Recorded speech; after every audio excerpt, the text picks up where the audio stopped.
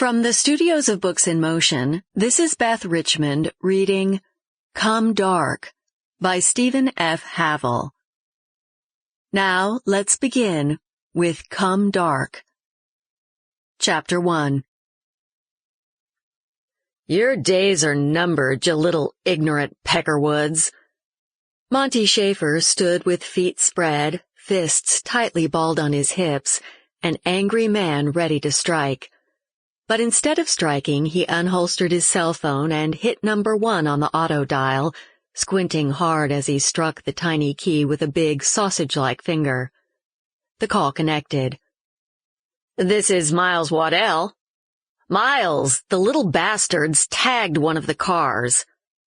As if in sympathy, Schaefer reached up and touched the polished oak trim strip below the curved, tinted windows of the rail car, the 4th car in a line of 5 such custom units behind the slick, narrow-gauge locomotive. Waddell sighed, sounding farther away than the mesa-top home of his NightZone development, 30 miles to the west. "Just the one?" "Well, the one is bad enough," Schaefer thought. Waddell could be excused for going ballistic upon hearing of the latest spray-painted vandalism.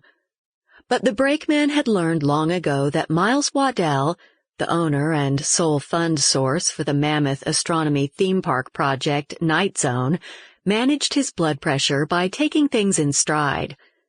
In the great universe of the developer's current challenges, a panel of sprayed-on wannabe gang graffiti didn't amount to much. "Just the one."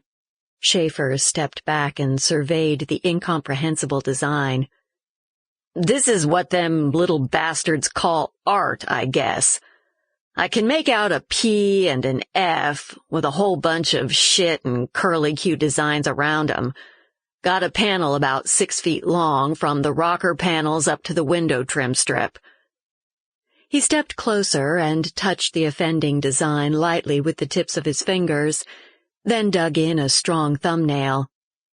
"Looks like enamel. Ain't completely cured. I'd guess they got here last night, most likely. It's like there ain't enough regular rail cars on the main line that they gotta target ours." "P.F. Patrullas de la Frontera," Waddell muttered. His mangled Spanish failed to sound the double L properly as a Y. "How'd they know we had company coming today?" Schaefer asked. "This one's gonna take a gallon of Taganator." "Yeah, well..." Waddell clearly had other things on his mind this morning. "Catch 'em in the act and shoot 'em. Leave 'em lying for the buzzards. That'll put a stop to it." Waddell chuckled quietly. "That might not be the kind of PR that we want just now, Monty. The run this morning is more important. So how about taking that car out of line until we can get it cleaned up? Just go with the 4 today. That way we won't have to explain the vandalism to some reporter." "You got it." "All we can do is keep on top of it, Monty. If it happens again, don't let a single day go by before it's removed. For now, put it in the shed so they can't see you working on it. All the taggers want is the publicity." "Yep. And take some good, clear pictures of the design before you scrub it off. I'll want to give a color copy to the SO first thing today for their files. Is Springer there yet?"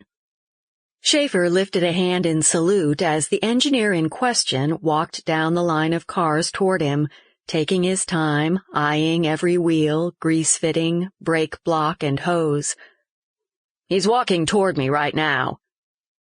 "Well, shit," Boyd Springer cursed when he saw the artwork. "Miles is on the line." Schaefer held out the phone. "Yep," Springer greeted his multi-millionaire employer. "Boyd, I told Monty just to kick the car loose and go with 4. There'll be plenty of room. And don't forget, Frank Dayan gets first choice of where to ride. But don't let him see that car. I don't want to see it on page 1. "Sure."